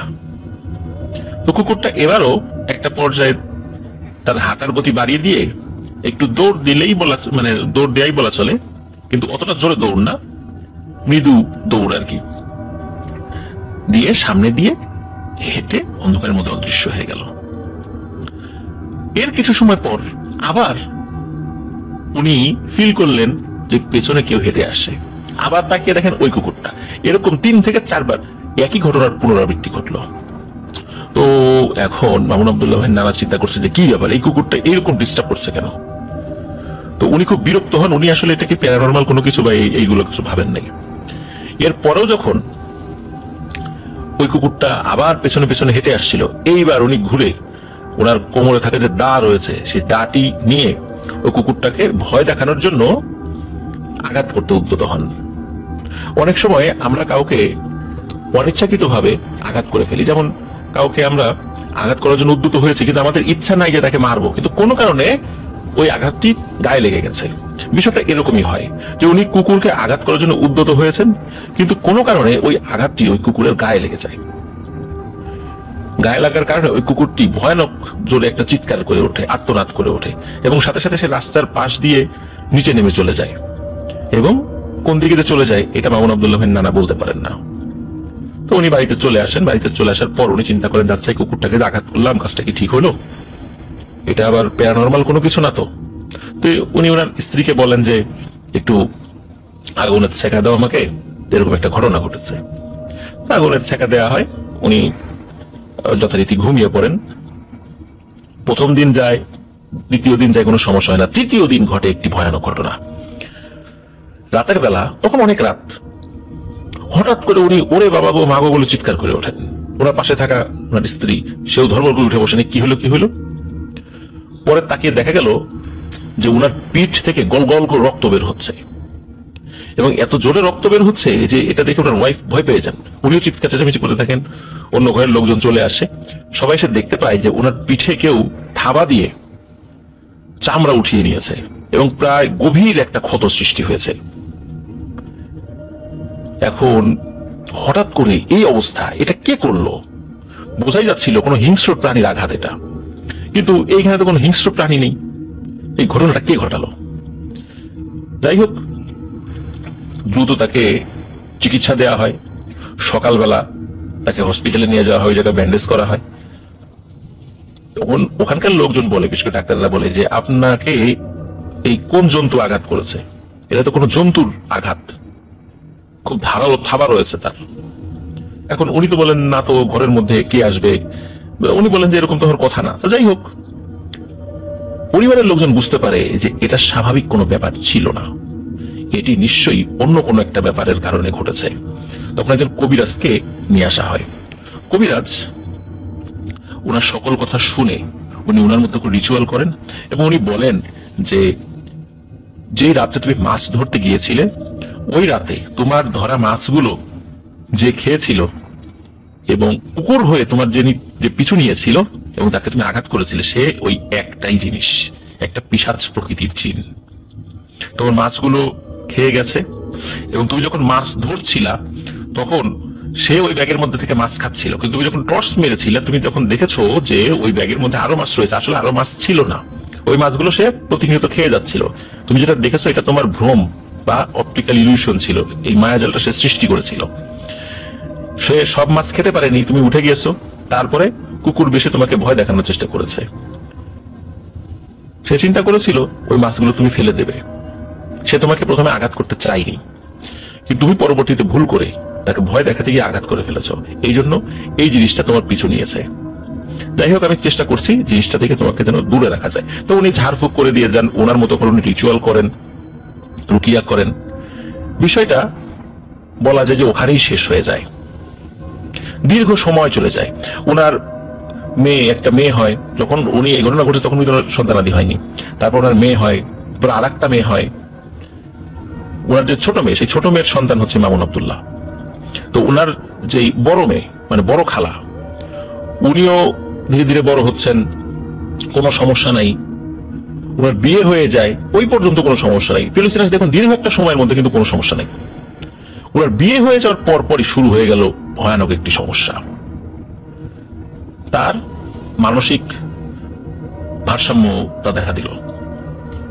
স্বাভাবিকভাবে আমরা যেটা চিন্তা করি পাগলামি আর কি। তো ওনার পরিবারের লোকজন তো ওই বিষয়টা এতদিন পরে তো বুঝতে পারছিলেন না কি কারণে হচ্ছিল। পরবর্তীতে শ্বশুরবাড়ির লোকজন তাকে ট্রিটমেন্ট করায়, কিন্তু কিছুতেই কিছু হচ্ছিল না। তার আচার আচরণ অনেক মারাত্মক খারাপের দিকে চলে যাচ্ছিল। তো মামুন আব্দুল্লাহ ভাইয়ের বড় খালার যিনি হাজবেন্ড মানে বড় খালু, তিনি অনেক ধার্মিক একজন মানুষ ছিলেন। তিনি যখন বুঝতে পারলেন বিষয়টা স্বাভাবিক না, তখন উনি ঝাড়ফুঁক করতেন। উনি যখন ঝাড়ফুঁক করতেন তখন কিছু সময়ের জন্য ঠান্ডা হয়ে থাকতো এবং এরপরে আবার শুরু হয়ে যেত। এবং উনি অশ্রাব্য ভাষায় গালিগালাজ করতেন, মানে এমন গালিগালাজ যেটা সহ্য করাটাই অনেক কঠিন ব্যাপার। এখন বিষয়টা যেহেতু শুরু হয়েছে, এটা তো সমাধান করার দরকার। এই বিষয়টি যখন আবারও জানানো হয় যে বিষয়টা খারাপের দিকে চলে যাচ্ছে, এটা মেডিকেল ট্রিটমেন্টে ভালো হবে না, তখন এই মামুন আব্দুল্লাহ ভাইয়ের নানা উনি চিন্তা করেন যে ওই যে কবিরাজটি আমার চিকিৎসা করেছিল ওই কবিরাজের কাছে যাই। উনি কিন্তু ভাবেন নাই যে এই জিনিসটা ওই প্রতিশোধ নেওয়ার জন্য আবার তার মেয়ের কাছে চলে যাবে। তো তিনি খোঁজ নিয়ে জানতে পারেন সেই কবিরাজ অনেক আগে মারা গেছেন, যেহেতু ওনার বয়স হয়েছিল, বার্ধক্যজনিত কারণে মারা গেছেন। এখন কি করা যায়? তখন আরো অনেক কবিরাজদের খোঁজ খবর নেওয়া হয়, অনেক কবিরাজ দেখানো হয়, অনেক কিছু ঝাড়ফুঁক মানে যা যা করার দরকার অনেক কিছু করা হয়েছে, কিছুতেই কোনো সমাধানের দিকে যাওয়া যাচ্ছিল না। এইভাবে দুই পরিবারই অকল্পনীয় যন্ত্রণা সহ্য করতে থাকে দিনের পর দিন, কিছুতেই সমস্যার সমাধান হচ্ছে না। এরপর অনেক খোঁজাখুঁজি করার পর একজন বড় হুজুরের সন্ধান পাওয়া যায়। তো তিনি বলেন একজন তুলা রাশির লোক লাগবে। তো তুলা রাশির লোক ঘরের মধ্যেই ছিল, সেটা হলো মামুন আব্দুল্লাহ ভাইয়ের আম্মু, যিনি তুলা রাশির ছিলেন। তাই তেমন কোনো সমস্যা হয়নি। তো হুজুর ওনার বাড়িতে আসেন এবং আসার আগে বলেছিলেন যে এক দাম দিয়ে একটি আয়না, ছোট্ট একটা আয়না, আর গাভীর দুধ এবং একটি নতুন গামছা কিনে আনার জন্য। এবং এই জিনিসগুলো তার সামনে নিয়ে আসা হয়, উনি ওনার কাজ শুরু করে দেন। ওই একটা পিতলের বাটির মধ্যে গাভীর দুধ রাখা হয় এবং এর মধ্যে ছোট্ট আয়নাটা ডুবিয়ে দেওয়া হয়। আর মামুন আব্দুল্লাহ ভাইয়ের বড় খালাকে বলা হয় যে তুমি তোমার হাত ওই বাটির মধ্যে রাখবা।